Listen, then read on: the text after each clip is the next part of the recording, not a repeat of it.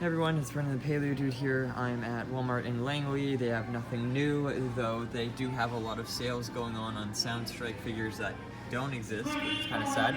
They do have the Jurassic World Attack Pack assortment on for 7 instead of 12, so I will be picking up 2 of the gallimimus figures, because it's always nice to start a flock, and they are nice because they're like Kenner style repaints, which is pretty cool. And it says they've got the massive biters, well, these two, which was the Sarcosuchus and albertosaurus. They also got it up here, kind of weird.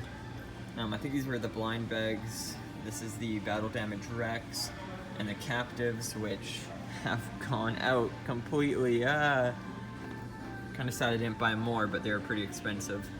But yeah, never saw these. I've been coming here a lot, so I'm not sure if they just sold out immediately or what the heck they were. If they're just, you know, Grim, the Triceratops, and the Pteranodon, or if it actually was like, you know, the newer ones, the Cryolophosaurus and Sinoceratops, which would have been cool.